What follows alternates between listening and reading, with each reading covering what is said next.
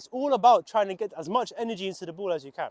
Is your power actually going into the ball? Are you making this effort for the right reasons? Or is it all going to waste?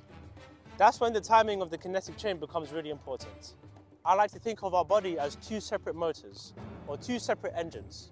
You have the body engine, which is cutting off my arms, which include the legs and the core. And that's where most of your power is going to come from. And then you have the arm engine or the racket engine. To make sure the power is actually transferred into the ball, we need to make sure that the body engine and the racket engine are working together. And what I really mean by that is that the forces you generate, the power you generate from your body is supporting your racket as you're hitting the ball. There's no point in me generating so much power with my body so that by the time I hit the ball, the power isn't supporting my racket anymore. We need to make sure that the power hasn't been released yet and the power is actually supporting my racket. Like that, I will have an effective kinetic chain. How do the two engines work together and how do we make sure we're using them in the right sequence and in the right ways to get the result that we want, which is faster ball, less effort. Let me show you. The legs, they're taking power down and pushing forwards. And you have the torso, which is twisting back to twist into the shot. That's the two things that's working in engine one, the body engine. And then you have your racket, which I'm not really going to talk about right now, but that's the one that's actually swinging. And then it's the way to combine two of them together so the power stacks up and you get lots of power for very little effort. For me, there are 3 stages to learning the kinetic chain. Stage number 1 is you don't do anything. I'm here, I have wide low legs, I'm pushing it to the floor, my core is turned, okay, I'm ready to hit. I want my legs to stay like this after the shot is finished. I'm going to rotate through with my core and finish completely turned the other way after completing the swing, but my legs are going to stay the same. Here. During that whole shot, I'm pressing double my body weight into the floor during that whole shot. That's stage 1, where you learn to do nothing. Now, stage 2, it's exactly the same as stage 1, but after I finish my shot, I'm going to let my body weight fall forwards. I'm still doing nothing. Now I'm just letting something happen. I start in the same way. My legs low and wide, pushing double my body weight into the floor. My core is turned, my racket is ready to swing. I'm going to swing, and because of the momentum of my racket, because so much energy is going forwards, it's going to drag my body weight forwards and I'm going to have to catch myself. Before I was trying to stay as still as I can to control it, but now I'm going to let it take me forwards. If I don't step forwards, if I don't move my leg, I'm going to fall on my face. You see? That's how you start to learn how to go against the ball. You start to learn to go against the ball after your shot, not before your shot. So I'm here. Let's make it look a bit more natural now. I won't try to show you myself falling anymore. I'm here. There. Now, step 3 is I'm actually forcing myself to go forwards now. What's now really important is the timing of my step. I'm going to show you 3, and I want you to tell me which one is the best. So this is number 1.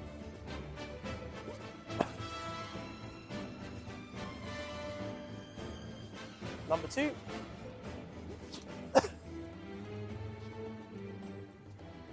Number 3. The correct one was number 2. If you noticed, in each of the 3 shots, I was pushing my weight at different times. And this is now where we start to get into the timing of the kinetic chain. My leg push was just before I was about to make contact with the ball. If you slow down, if you took the film in slow motion, what you would see, I'm here like this, my racket is going, and now around here my leg is going to start to push. And then what happens is, now as my racket is about to touch the ball, that power from pushing my leg is now supporting my racket when I make contact, which helps me to get more power. If I did it too early, if I did it before I swung, like in the first one, I push, the power from the leg is already gone, and now I need to swing with my racket, and I made the push with the leg for no reason. And it's a similar thing with the third one. With the third one, I finished my swing, then I pushed, I've already hit the ball. Me generating the power with that leg push isn't helping me to get more energy into the ball, which is why the timing is so important for your legs. what you want to do is make sure that the power you generate with your legs is pushing forwards just before you're about to make contact with the ball. Like that, you're effectively transferring the energy into the ball, giving you a more powerful shot for less effort. It's going to be a similar thing for the torso rotation, for the core. Let's take out the legs for now. Let's just say I'm here. All right? I'm going to show you 3 again, and you tell me which one you think is correct. Number 1, 2, 3. Number 1 was wrong. What I did, I turned my core, I turned my shoulders, I turned my upper body before I hit. All of the energy I get from this, all of this energy here, it was already gone. I'd already used it. And now I'm trying to swing at the ball from this position, which number 1 is a weak position for my shoulder here. And number 2, now I can only use the energy from moving the racket. I can't use the energy from moving my shoulders because it's already gone. The third one, I swung, hit the ball, and then turned my shoulders, which again, I've already hit the ball, so turning my shoulders isn't adding any more energy into the shot. The timing is about not too early, not too late, obviously. The second one was correct. When just before the contact, my shoulder's starting really violently to turn and generating lots of power to support my racket when I touch the ball. I'm going to simplify it down really easy for you. It's only you need one cue. Twisting your core, your torso, and using your legs. Just think of that as hitting with your body. Swinging with the racket, swinging at the ball. Just think of that as starting your shot or hitting with your racket. You need to make sure you start the shot by swinging your racket. You swing your racket first, and then you hit with your body. A lot of people like to say, like, oh, the shot starts from your feet. You know, you start your shot from your feet. Like, it's true. I take most of my energy from my feet, but I'm not hitting with my feet. I'm not hitting with my hips. I'm not hitting with my wrist. I'm not doing any of that. It's very simple. I swing the racket, I make the top of the racket move, and then after the top of the racket is already moving, I then use the energy from my legs. I use the energy from my core, so it's supporting the racket, which is first. The racket needs to be here first, with the shoulders and the core and the legs all coming behind it to help it.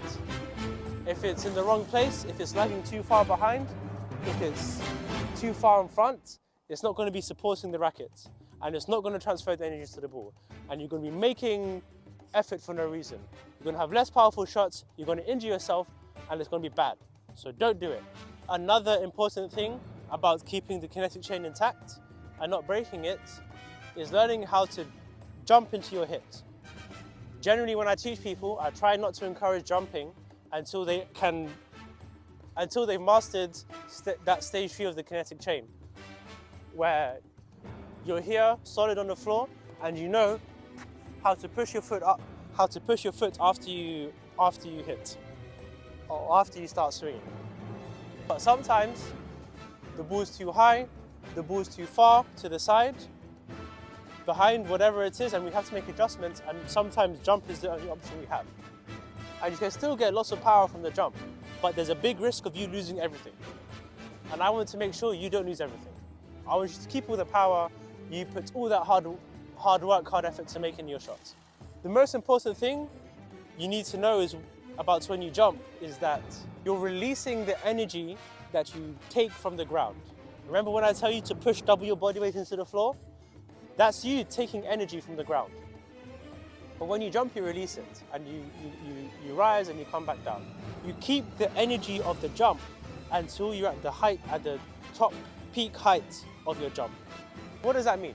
That means if I jump, I can still keep the power I've generated from the floor if I hit the ball as I'm still rising. Very important, as I'm still rising. The moment I've passed the peak of my jump and I start to fall, all of the power from my legs are gone. And now you have no base, nothing to work with, nothing to help you get power from, and you're going to be completely reliant on your arm. I don't want to hear stories about Monfils and Kyrgios doing their jump shots. They're way more athletic than you. You can't do that. If you want to learn how to hit power with tennis as a normal person, not a super athlete, then then listen to me now. You need to hit the ball before you reach the peak of the jump, as you're still ascending. Which is why I said hit and jump, and not jump and hit. If you jump and hit, it's more likely you're going to reach the apex of your jump before you swing. That's why these fancy jump shots, where they're like, they all look cool and that, but you are not going to get more power by doing it. That's really it. Learn to generate the power with the kinetic chain from your legs and your core. Learn how to keep the kinetic chain intact by making sure your body and your racket, the two separate engines, are working